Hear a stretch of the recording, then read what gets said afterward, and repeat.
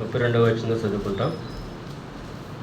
యేసును దేవుడు లేపెను, దీనికి మేమందరము సాక్షులము. అలాగే 3వ అధ్యాయము, అక్కడే అపోస్తలుల కార్యములు 3వ అధ్యాయము 15వ వచనాన్ని కూడా చదువుకుంటాం. 3వ అధ్యాయము 15వ వచనము, మీరు జీవాధిపతిని చంపితిరి కానీ దేవుడు ఆయనను మృతుల్లో నుండి లేపెను, అందుకు మేము సాక్షులము. ప్రార్థన చేసుకుందాం.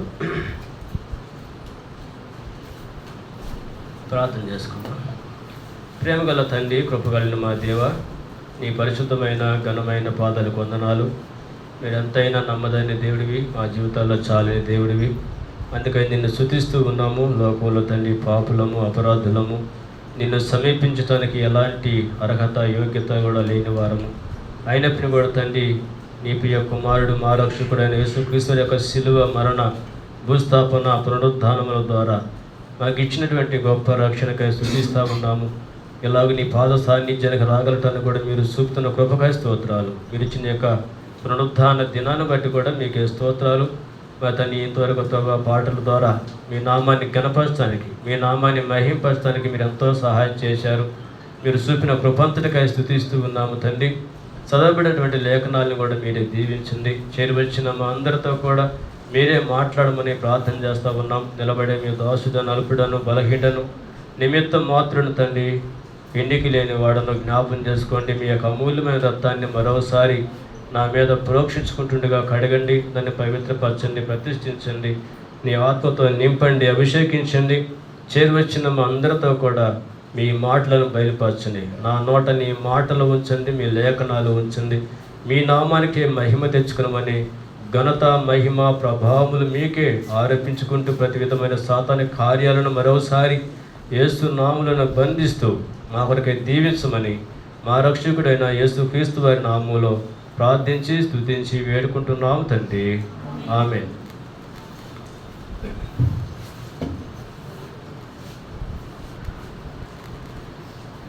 ఈరోజు ప్రపంచవ్యాప్తంగా కూడా ఈస్టర్ అనే పండుగ జరుపుకుంటూ ఉన్నారు. మంచిదే. యేసు ప్రభు వారు మరణాన్ని జయించి తిరిగి లేచినటువంటి దినముగా మరి ప్రపంచం భావిస్తూ ఉంది. ఇలాగన మరి యేసు ప్రభు వారు తిరిగి లేవటం అనేది చాలా విశేషమైనది. అలాగే ప్రభువైన యేసుక్రీస్తు వారు తిరిగి లేవకపోయినట్లయితే ఈనాడు మన జీవితానికి ఎలాంటి సార్థకత ఉండేది కాదు. కాబట్టి ఈ సమయంలో మరి యొక్క పునరుద్ధాన దినమున మనం ప్రభువుని స్తుతించడానికి, ప్రభువుని మనము ఆరాధించడానికి దేవుని యొక్క వాక్యంలో నుండి కొన్ని లేఖన భాగాలను మనము జ్ఞాపకం చేసుకొని ఆయన పునరుద్ధానం ద్వారాగా మన జీవితంలో కలుగుతూ వచ్చినటువంటి ఆశీర్వాదములు లేదా మేలులను మనము జ్ఞాపకం చేసుకొని మన ప్రభువును మనము ఆరాధన చేసేవారంగా ఉంటాం. మరి చూద్దాము దేవుని యొక్క వాక్యంలో నుండి. ఇక్కడ చూస్తూ వచ్చాము 2 మాటలు కూడా. మరి దేవుడు ఆయనను లేపినని ఇక్కడ రాయబడతా వచ్చింది. కాబట్టి ఆయన అలాగన మరి యేసు ప్రభువాన్ని దేవుడు మృతుల్లో నుంచి సజీవునిగా లేచిన వాడిగా ఉన్నాడు. కాబట్టి దానికి తెలుసు. యేసు ప్రభువారు కూడా ఈ లోకంలో ఉన్నప్పుడు ఆయన శిష్యులతోటి మాట్లాడుతూ వచ్చాడు. ఇలాగ యేసులోకి వెళ్ళినప్పుడు వాళ్ళు అందుకని బంధించి హింసించి మరి మరణానికి అప్పగిస్తారు. అయితే నేను మళ్ళీ తిరిగి లేస్తానని కూడా యేసు ప్రభువారు ముందుగానే తెలియజేశారు. దానికంటే ముందుగా మరి ఎంతమంది ప్రవక్తలు కూడా ఆ విషయాలన్నీ కూడా తెలియజేస్తూ వచ్చారు. కాబట్టి అలా లేఖనాల ప్రకారంగానే యేసు ప్రభువారు మరణించాడు, సమాధి చేయబడినాడు. అలాగే లేఖనాల ప్రకారంగానే ఆయన మృతుల్లో నుంచి సజీవునిగా పైకి లేచిన వాడిగా ఉన్నాడు. ఈ లోకంలో అలా లేచిన వారంటూ ఎవరు కూడా ఈ భూమి మీద ఎవరు కూడా లేరు. కాబట్టి మొట్టమొదటిగా మరణాన్ని జయించి తిరిగి లేచింది ఎవరంటే ఆయనే ప్రభు అయిన యేసుక్రీస్తు వారు. కాబట్టి ఈనాడు మనం ఇలాగ సంఘముగా, సమాజంగా చేరి మన ప్రభుని మనము ఆరాధించడానికి వచ్చున్నాం. సరే, ఒక మాట చూద్దాం. చూడండి, రోమీయులకు రాసిన పత్రిక, రోమపత్రికలోంచి ఒక మాట చదువుదాము. రోమపత్రిక 15వ అధ్యాయము, లేటే 1 కొరింథీ పత్రికలోంచి చదువుదాం. 1 కొరింథీ పత్రిక 15వ అధ్యాయము 17వ వచనం చదువుదాం. 1 కొరింథీ పత్రిక 15వ అధ్యాయము 17వ వచనం మాట చదువుదాము. క్రీస్తు లేబడినట్లా మీ విశ్వాసం వ్యర్థమే, మీరు ఇంకను మీ పాపములోనే నిలిచి ఉన్నారు. కాబట్టి యేసుక్రీస్తు ప్రభువారు ఆయన చనిపోయాడు, సమాధి చేయబడినాడు. అయితే మరణాన్ని కూడా జయించి తిరిగి లేచి ఉన్నాడు. అయితే ఒకవేళ యేసు ప్రభువారు లేపబడని ఎడల మీ విశ్వాసము వ్యర్థమే అంటా ఉన్నాడు. అంతేకాదు, మీరు పాపములోనే నిలిచి ఉన్నారని కూడా ఇక్కడ రాయబడతావు. మీరు ఇంకనూ పాపములోనే ఉన్నారు అంటే పాపానికి పరిహారం కూడా లేదని ఇక్కడ ఈ వాక్యం ద్వారా మనకి తెలియజేయబడతా ఉంది. కాబట్టి యేసు ప్రభువారు శిలువలో చనిపోయాడంటేనే ఎంతో ఆనందపడతా వచ్చాం మనం కదా. కానీ ఆయన శిలువలో మరణించడంలోనే మనము ఏం కాకూడదు, ఆనందించకూడదు. ఆ శిలువ మరణం ద్వారానే మనకి ఎలాంటి మేలు ఆశీర్వాదం అనేది లేదు. కానీ ఆయన తిరిగి లేచడం ద్వారానే మనకేముంది, గొప్ప ఆశీర్వాదం, అదే గొప్ప రక్షణ, అదే గొప్ప పాప క్షమాపణ అని ఇక్కడ తెలియజేయబడతా ఉంది. ఇంకో మాట మనం మనం జ్ఞాపం చేసుకుంటే మనము ఇంకా అక్కడ రాయబడతా వచ్చు. చూద్దాము, రోమపత్రిక 10వ అధ్యాయంలో అక్కడ తేటగా మనకి ఇంకా తెలియజేయబడతా ఉంది. రోమిలు రాసిన పత్రిక 10వ అధ్యాయము 15వ వచనం చదువుతాము. 10వ వచనం చదువుతాం. 9 కూడా 9-10 వచనాలు. అదేమనగా యేసు ప్రభు అని నీ నోటితో ఒప్పుకొని దేవుడు మృతుల్లో నుండి ఆయనను లేపినని నీ హృదయమందు విశ్వసించినట్లా నీవు రక్షింపబడుదువు. కాబట్టి సరే, ఇక్కడ చూద్దాము. ఇక్కడ మనము రక్షణ పొందటానికి హేతు ఏంటంటే యేసుక్రీస్తు ప్రభువారు ఏం చేయబడినాడు, మృతుల్లో నుంచి లేపబడి ఉన్నాడని నువ్వు విశ్వాసం ఉంచినలా నువ్వేం చేయబడతావంట, రక్షింపబడుదుము. మనం అందరం కూడా ఒకప్పుడు ఈ లోక సంబంధమైన పాపములో ఉన్నాము, శాపములో ఉన్నాము. అలాగే అంధకారంలో, చీకటిలో మనం ఈ లోకంలో జీవిస్తూ ఉన్నాం. అవిశ్వాసంలో, అంధకారంలో మనం ఈ లోకంలో జీవిస్తూ ఉన్నాము. అయితే మనము దేవుని యొక్క వాక్యాన్ని విన్నాము.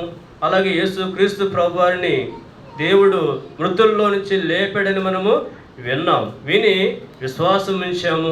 అంతేకాదు, కానీ మనలో ఉన్నటువంటి ప్రతి విధమైన పాపాన్ని కూడా ఒప్పుకుంటూ వచ్చాము. అంటే ఏమని ఒప్పుకుంటూ వచ్చామంటే యేసు ప్రభువారి యొక్క శిలువ మరణ భూస్థాపనం ద్వారానే నా పాపానికి విడుదల, పాపానికి పరిహారం అనేది లభిస్తుందని మనము విశ్వాసం ఉంచాము. కనుకనే మనకేమొచ్చింది, రక్షణ వచ్చింది.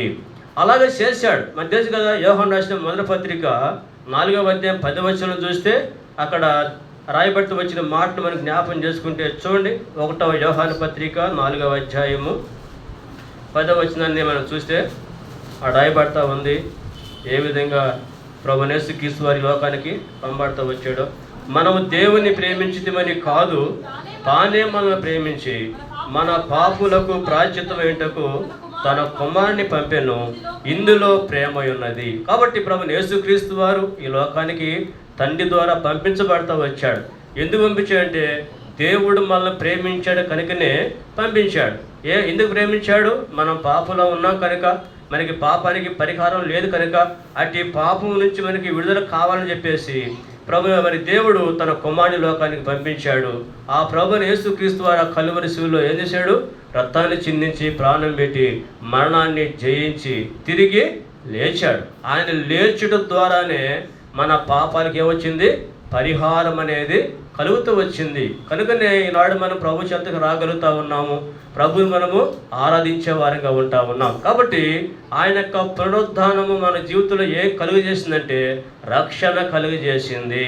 అలాగే పాప పరిహారమును కలుగు చేస్తూ వచ్చింది. నన్ను చెప్పుకుంటూ వచ్చాం, ఆయన యొక్క ప్రశస్తమైన రక్తం ద్వారాగా మనం కడగబడతా వచ్చాం. మంచిదే, కడగబడ్డాము. అయితే ప్రభువైన యేసుక్రీస్తు వారు ఒకవేళ కడగబడినా కూడా మరి ఆయన తిరిగి లేచి ఉండకపోతే ఏమీ లేదు, పాపానికి పరిహారం లేదు. కాబట్టే ప్రభువైన యేసుక్రీస్తు వారు తిరిగి లేచాడు. కాబట్టే ఈనాడు మన జీవితంలో గొప్ప రక్షణ పొంది ఆ దేవాతి దేవుణ్ణి మనము ఆరాధించే వారంగా ఉంటా ఉన్నాం. కాబట్టి మొదటగా ఆయన తిరిగి లేచడం ద్వారాగా మనకు దేవుడు ఏమిచ్చాడు, గొప్ప రక్షణ ఇచ్చాడు. పాప పరిహారాన్ని మనకి కలిగించిన వాడుగా ఉన్నాడు. అందుని బట్టి మనం ఎంతైనా ప్రభువుని ఏం చేయాలి, ఆరాధించవలసిన వారిగా ఉంటా ఉన్నాం. అలాగే మరొక మాట కూడా చూద్దాం. చూడండి, ఆయన తిరిగి లేచడం ద్వారాగా మన జీవితంలో కలిగిన మరొక కార్యాన్ని చూద్దాము. రోమి పత్రిక 4వ అధ్యాయము 25వ వచనం. రోమిలు రాసిన పత్రిక 4వ అధ్యాయము 25వ వచనం చదువుతాము. ఆయన మన అపరాధముల నిమిత్తము అప్పగింపబడి మనము నీతిమంతులుగా తీర్చుటకై లేపబడెను. కాబట్టి మన అపరాధాల కోసం ఏం చేయబడ్డాడు? సిలువకు అప్పగించబడతా వచ్చాడు. అలాగే మనల్ని నీతిమంతులుగా తీర్చుట కొరకై ఆయన ఏం చేయబడినాడు? లేపబడిన వాడిగా ఉన్నాడు. ఆయన లేవకపోయింటే మనం ఏం చేయబడలేం? ఈ లోకంలో నీతిమంతులుగా తీర్చబడలేం. అవునా కదా? దేవుని యొక్క వాక్యం మరోసారి కూడా చూస్తే రోమపత్రిక 5వ అధ్యాయము అక్కడే 8వ వచనాన్ని లేదంటే 9వ వచనాన్ని చూస్తే ఆడ, కాబట్టి ఆయన రక్తం వలన ఇప్పుడు నీతిమంతులుగా తీర్చబడి మరింత నిశ్చయముగా ఆయన ద్వారా ఉగ్రత నుండి రక్షింపబడదుము. కాబట్టి ఇక్కడ ఆయన యొక్క రక్తం వలన మనం ఏం చేయబడ్డామంట? నీతిమంతులుగా తీర్చబడ్డాము. అంతేకాదు కానీ దేవుని యొక్క ఉగ్రత నుంచి కూడా ఏం చేయబడ్డాము? తప్పించబడిన వారుగా ఉన్నాం. కాబట్టి ఆయన తిరిగి లేచుట ద్వారా మనము నీతిమంతులుగా తీర్చబడ్డాము. ఆయన యొక్క రక్తము మళ్ళీ ఏం చేసింది?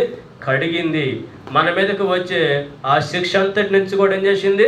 తొలగిస్తూ వచ్చింది అన్నమాట. అందుకని ఇక్కడ కింద పౌలు గారు రాస్తూ ఉన్నారు, మరింత నిశ్చయముగా రక్షింపబడదాము అంటూ ఉన్నాడు. కాబట్టి మరింత నిశ్చయముగా ఆయన ద్వారా ఉగ్రత నుండి రక్షింపబడదాము. కాబట్టి మనము నీతిమంతులుగా తీర్చబడటం ద్వారానే ఆ యొక్క ఉగ్రత నుంచి ఏం చేయబడ్డా? మనము తప్పించబడతా వచ్చాం. కాబట్టి మన ప్రభుని ఆరాధించవలసిన వారిగా ఉంటున్నాం. ఇక్కడ నీతిమంతులుగా తీర్చడం అంటే ఇది ఏమని చెప్పచ్చు అంటే పరిపూర్ణమైన రక్షణగా భావించవచ్చు. ఎలాగంటే ఒక మాట చూద్దాం. చూడండి, పౌలు గారు చెప్పాడు ఆ మాట. రోమపత్రిక 8వ అధ్యాయము 32వ వచనాన్ని చూద్దాం. రోమపత్రిక 8వ అధ్యాయము 32వ వచనం, 2వ వచనం లేదంటే 33వ వచనం చదువుదాం. దేవుని చేత ఏర్పరచబడిన వారి మీద నేరం మోపాడు ఎవడు? నీతిమంతులుగా తీర్చువాడు దేవుడే. శిక్ష విధించువాడెవడు? చనిపోయిన క్రీస్తు చేసే. అంతేకాదు మృతుల్లో నుండి లేచిన వాడును. సరే, ఇక్కడ చూడండి, ఇక్కడ మాట చూస్తే దేవుని చేత ఏర్పరచబడిన వారి మీద నేరం మోపాడు ఎవడు? నీతిమంతులుగా తీర్చువాడు. అంటే దేవుడు ఎవరినైతే నీతిమంతులుగా తీర్చాడో వారి మీద ఎవరు కూడా ఏం చేయలేరంట? నేరము మోపలేనంతగా దేవుడు ఏం చేశాడు? మనల్ని నీతిమంతులుగా తీర్చాడు. చూశారు కదా? అంటే ఎంత నీతిమంతులుగా తీర్చాడంటే ఈ లోకంలో ఎవడు కూడా మన మీద నేరారోపణ చేయలేనంతగా దేవుడు మనల్ని నీతిమంతులుగా తీర్చాడు. అందుకని దీన్ని పరిపూర్ణమైన రక్షణ అని కూడా మనం చెప్పవచ్చు, నీతిమంతులుగా తీర్చుట. కాబట్టి మొదటిగా యేసు క్రీస్తు యొక్క ప్రభువు యొక్క పునరుద్ధానము మనకేమిచ్చింది? పాపముల నుండి పరిహారాన్ని కలిగించింది, గొప్ప రక్షణ మనకి ప్రసాదించబడతా వచ్చింది. అలాగే ప్రభువు యేసు క్రీస్తు వారు చనిపోయి సమాధి చేయబడి తిరిగి లేచుడు ద్వారాగా మనల్ని ఏం చేస్తూ వచ్చాడు? ఆయన నీతిమంతులుగా తీరుస్తూ వచ్చాడు. కాబట్టి నీతిమంతులే దేవుని యొక్క రాజ్యంలోనికి ప్రవేశించేవారు. ఇక్కడ చూస్తూ వచ్చాం కదా, నీతిమంతుల మీద ఎవరు కూడా ఏం చేయాలంట? నేరారోపణ చేయలేనంతగా దేవుడు నిన్ను నన్ను ఏం చేశాడు? నీతిమంతులుగా తీర్చాడు. ఒకప్పుడు ఎవరు అంటే దుర్నీతిలో ఉన్నవారు, అంతే కదా, స్వనీతి. బైబిల్లో యెషయా గ్రంథంలో మాట మనం జ్ఞాపం చేసుకుంటే మానవుల యొక్క నీతి క్రియలు ఎలాంటి అంట? మురికి గుడ్డలతోటి సమానంగా ఎంచుతూ వచ్చాడు. అయితే అలాంటి స్థితి నుంచి విడిపించి విమోచించి ఆయన కడిగి ఆయన తిరిగి లేచుడు ద్వారాగా మనల్ని నీతిమంతులుగా తీర్చాడు. ఎలాగ తీర్చాడంటే ఈ లోకంలో ఎవరు కూడా మన మీద నేరారోపణ చేయలేనంతగా దేవుడు మనల్ని నీతిమంతులుగా తీర్చాడు. అనే సందర్భాల్లో సాతానుడు వచ్చి నీ మీద ఏం చేస్తూ ఉంటాడు? ఏం చేస్తాడు? నేరారోపణ చేస్తూ ఉంటాడు. అవును కదా? అందుకనే దేవుని యొక్క ప్రజలముగా నీతిమంతులముగా సాతాను కూడా ఏం చేయకూడదు? అవకాశం ఇవ్వకూడదు. వాడు ఆ పని మీద ఉంటాడు సాతానుడు. ఏ పని మీద?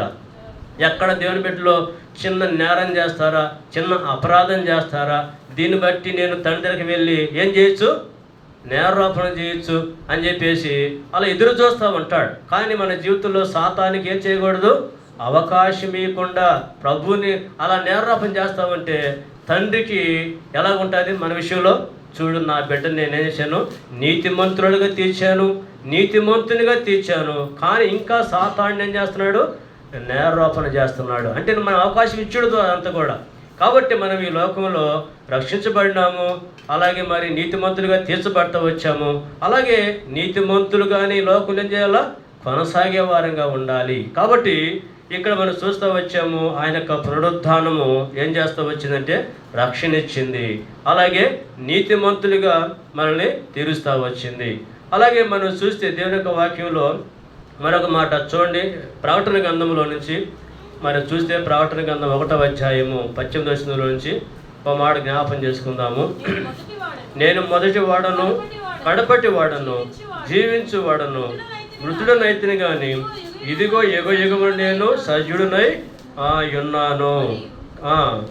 మరియు మరణం యొక్కయు పాతాళ లోకము యొక్కయు తాళపు చెవులు నా స్వాధీనంలో ఉన్నాడు. కాబట్టి ఆయన మరణించి సమాధి చేయబడి తిరిగి లేచుడు ద్వారాగా మరణం నుండి మన దేవుడు చేశాడు, విడిపించిన వాడుగా ఉన్నాడు. అంటే మరణం అనేది మన మీద ఏమాత్రం కూడా ప్రభుత్వము చేయటానికి అవకాశం లేదు. కాబట్టి రెండవ మరణం నుంచి మన దేవుడు తప్పించిన వాడిగా ఉన్నాడు. అంతేకాదు కానీ ఇంకా ఆయన యొక్క మరణము ఏం చేస్తూ వచ్చిందంటే మనం చూస్తూ వచ్చాం. గతంలో కూడా హెబ్రీ పత్రిక 2వ అధ్యాయం 14వ వచనంలో కూడా చూస్తే ఆడ చూద్దాము. చూడండి 2వ అధ్యాయం 14వ వచనంలో, కాబట్టి ఆ పిల్లలు రక్తం మాంసములు గలవారినందున ఆ ప్రకారమే మరణం యొక్క బలము గలవారిని అనగా అపవాదిని మరణం ద్వారా నశింప చేయుటకును జీవితకాలం అంతయు మరణ భయం చేత దాస్యములకు లోబడిన వారిని విడిపించుటకు ఆయన కూడా రక్త మాంసములలో పాలివాడాయను. కాబట్టి ప్రభు యేసుక్రీస్తు యొక్క శిలువ మరణము, అలాగే ఆయన మరణాన్ని జయించి తిరిగి లేచుడు ద్వారాగా అపవాది మీద మనకి సంపూర్ణమైన విజయాన్ని కూడా ఆయన చేకూర్చిన వాడిగా ఉన్నాడు. మనం చూడండి రోమపత్రిక 16వ అధ్యాయము 20వ వచనం చదువుదాం. రోమిలు రాసిన పత్రిక 16వ అధ్యాయము 20వ వచనం చూస్తే, సమాధానకర్తయగు దేవుడు సాతానును మీ కాళ్ళ కింద శీఘ్రముగా చితకత్రొక్కించును. కాబట్టి ప్రభు యేసుక్రీస్తు యొక్క శిలువ మరణ భూస్థాపనం ద్వారాగా అపవాది మీద సంపూర్ణమైన విజయాన్ని పొంది ఉన్నాడు. అలాగే ఆయన పొందటమే కాదు కానీ విజయాన్ని ఆయన ప్రజలమైన ఆయన బిడ్డలమైన మనకు కూడా ఏమిచ్చాడు? గొప్ప విజయం ఇచ్చాడు. అవును కదా? ఆయన విజయమే మన విజయం, అంతే కదా? కాబట్టి ఎందుకంటే ఆయన ప్రజలంగా మనకు కూడా ఇక్కడ వాగ్దానం చేస్తే పౌలు గారు చెప్తా ఉన్నాడు, సాతానుని శీఘ్రముగా మీ కాళ్ళ కింద అంట చితకత్రొక్కించును అంటా ఉన్నాడు. చూసారు కదా? వాస్తవంగా అయితే సాతానుడు మనకంటే బలమైన వాడు, మనకంటే జ్ఞానం కలిగిన వాడు. అయినప్పటికీ కూడా మనము దేవుని యొక్క ప్రజలంగా చేయబడిన కనుక, నీతిమంతులంగా తీర్చబడిన కనుక ఆయన ప్రజలమైన మనకి దేవుడు సాతాను మీద ఏమిస్తా ఉన్నాడు? విజయాన్ని ఇస్తా ఉన్నాడు. కాబట్టి ఇలాగున ఆయన యొక్క పునరుద్ధానం ద్వారాగా మరణం మీద విజయం ఇచ్చాడు, పాపం మీద విజయం ఇచ్చాడు, అలాగే అపవాది మీద మనకు విజయం ఇచ్చాడు, అలాగే శరీర సంబంధమైన వాటన్నిటి మీద కూడా దేవుడు ఏమిచ్చాడు? విజయాన్ని ఇచ్చిన వాడిగా ఉన్నాడు. కాబట్టి లోకమును జయించిన విజయము ఏంటంట? మన విశ్వాసమే అంటా ఉన్నాడు. కాబట్టి మనం ప్రభునందు విశ్వాసం ఉంచాం కాబట్టి మరి లోకంపై, శరీరంపై, అపవాదిపై, మరణంపై వీటన్నిటి మీద మనకి ఇచ్చిన గొప్ప విజయాన్ని బట్టి ఆయన ఏం చేయాలి? ఆరాధించాలి, స్తుతించాలి. ప్రభువా, నా కలువరి శిలువలో చనిపోయి సమాధి చేయబడి తిరిగి లేచి ఉండకపోతే ఈనాడు మాకేమీ లేదు, విజయం లేదు. వేటి మీద? పాపం మీద లేదు, మరణం మీద లేదు, అపవాది మీద లేదు, శరీరం మీద లేదు, లోకం మీద లేదు. అవును కదా? అన్నిటి మీద మనకి విజయాన్ని ఇవ్వటంలో మరి దేవుని యొక్క పునరుద్ధానం అనేది మనకి ఎంతగానో సహాయపడతా వచ్చింది. అందుని బట్టి ప్రభుని ఏం చేయాలా? ఆరాధించాలా. యవనస్తులు, ఇంకా మీ జీవితాల్లో ఇట్టి శరీరం మీద కానీ లోకము పాపం మీద విజయం లేకపోతే మీరేం చేయాలా? ప్రభువుని ఆశ్రయించాలా, రక్షణ పొందాలా. దేవుని యొక్క బిడ్డలుగా చేయబడితే మీకు కూడా దేవుడు ఏమిస్తాడు? గొప్ప విజయాన్ని ఇచ్చి ఈ లోకంలో మనకి విజయవంతులంగా జీవించేవాడిగా ఉంటాడు. జయించు వారిదే డాష్ చెప్పండి. జయించు వారిదే, జయించువాడు వీటన్నిటినీ స్వతంత్రించుకొనును. అర్థమవుతుంది కదా? కాబట్టి మనకి ఈ లోకంలో దేవుని యొక్క ప్రజలమైన మనందరికీ ఏం కావాలా? అన్నిటి మీద ఏం కావాలా? విజయం పొందాలా. ఎవరైతే విజయాన్ని పొందుతారో వాళ్ళు ఏం చేస్తారంటే దేవుని యొక్క రాజ్యము, దేవుని యొక్క రాజ్యంతో పాటు సమస్తం మీద కూడా సమస్తాన్ని కూడా ఏం చేయొచ్చు? స్వతంత్రించుకునే వారిగా ఉంటారు. కాబట్టి అలాగా మన జీవితంలో కూడా దేవుడు ఇచ్చిన గొప్ప విజయాన్ని బట్టి మనం ఎంతైనా ప్రభువుని ఏం చేయాలి, ఆరాధించవలసిన వారు. అలాగే మరొక మాట అక్కడే రోమపత్రిక 8వ అధ్యాయము 34వ వచనం చదువుతాం. రోమీయులు రాసిన పత్రిక 8వ అధ్యాయము 34వ వచనము. 34వ వచనము. శిక్ష విధించిన వాడెవడు? చనిపోయిన క్రీస్తు యేసే. అంతేకాదు మృతుల్లోండి లేచిన వాడును దేవుని కుడిపార్శ్వన ఉన్నవాడును మన కొరకు విజ్ఞాపనము కూడా చేయవాడును ఆయనే. కాబట్టి ప్రభు యేసుక్రీస్తు వారు మృతుల్లో నుంచి తిరిగి లేచుడు ద్వారాగా ఆయన ఎక్కడైనా తండ్రి యొక్క కుడిపార్శ్వమున ఆసీనుడై ఉన్నాడు. ఎందుకున్నాడు అక్కడ? ఆయన మన కొరకై విజ్ఞాపనం చేస్తున్నాడు. నిరంతరం కూడా ఆయన మన కొరకై ఆయన విజ్ఞాపనం కూడా చేస్తున్నాడు. నిరంతరం రేయం భాగాల్లో కూడా మన కొరకు, రక్షణ పొందిన వారందరి కొరకును కూడా ఆయన విజ్ఞాపనం చేస్తూ ఉన్నాడు. మనం చేసే ప్రార్థనలన్నీ కూడా మరి ప్రభు చెంతకి వెళ్తూ ఉన్నాయి. ప్రభు ఏం చేస్తున్నాడు? తండ్రి దగ్గర ఉండి విజ్ఞాపనం చేస్తూ ఉన్నారు. ఏమని? అయ్యా, నెల్లూరులో ఉన్న దేవుని యొక్క ప్రజలు ఇదిగో ప్రార్థన చేస్తూ ఉన్నారు. వాళ్ళకి ఎన్నో అక్కర్లు ఉన్నాయి, ఎన్నో ఇబ్బందులు ఉన్నాయి, ఎన్నో సమస్యలు ఉన్నాయి. కాబట్టి వీటన్నిటి కోసం ప్రార్థన చేస్తూ ఉండగా వాళ్ళకు నువ్వు సహాయం చేయాలని చెప్పేసి మరి అక్కడ ప్రభు యేసుక్రీస్తు ఏం చేస్తున్నాడు? అక్కడ విజ్ఞాపనం చేస్తూ ఉన్నాడు. కాబట్టి అలా విజ్ఞాపనం చేయడం ద్వారానే మన జీవితంలో అనేకమైన మేళ్ళు మనము పొందేవారంగా ఉంటా ఉన్నాం. ఇంకా ఒకవేళ తప్పిపోయానుకోండి, తప్పిపోయావు, దేవుడి నుంచి నువ్వు దూరంగా వెళ్ళిపోయావు అనుకోండి, తిరిగి మళ్ళీ సమకూర్చబడడం కోసం ప్రార్థన చేస్తుంటే ప్రభు ఏం చేస్తున్నాడంటే, అయ్యా నా బిడ్డ తిరిగి మళ్ళీ ఏం చేయబడుతున్నాడు? సమకూర్చబడటానికి ఇష్టపడతా ఉన్నాడు. క్షమించు, కడుగు, కరుణించు అని చెప్పేసి అక్కడ ప్రభు యేసుక్రీస్తు అక్కడ విజ్ఞాపన చేస్తూ ఉన్నాడు. తండ్రి గారిని క్షమించాలంటే ఏం చేస్తాడు? ప్రభు యేసుక్రీస్తు ఏం చేస్తాడు? ఇదిగో వాళ్ళందరి కోసం నేను చేశాను, విలువైన అమూల్యమైన ప్రశస్తమైన రక్తాన్ని చిందించానయ్యా. ఈ రక్తాన్ని బట్టైనా సరైన వాళ్ళని కరుణించాలి, క్షమించాలి, తిరిగి వాళ్ళని ఏం చేయాలా? సమకూర్చాలని చెప్పేసి ప్రభు యేసుక్రీస్తు వారు అక్కడ మనందరి కొరకై ఆయన ఉత్తరవాదిగా, ఆయన మధ్యవర్తిగా ఉండి మరి తండ్రి యొక్క కుడిపార్శ్వన ఉండి ఆయన విజ్ఞాపన చేస్తూ ఉన్నాడు. అయితే విజ్ఞాపన చేసే ఆయన ఎలాంటివి అంటే చూడండి, ఎబ్రీ పత్రిక 7వ అధ్యాయము 25వ వచనాన్ని మనం చూస్తే అక్కడ మాట మనం చూద్దాము, తెలిసిన మాటే. ఎబ్రీ పత్రిక 7వ అధ్యాయము 24, 25. ఈయన నిరంతరము ఉన్నవాడు కనుక మార్పు లేని యాజకత్వం కలిగిన వాడు ఆయను.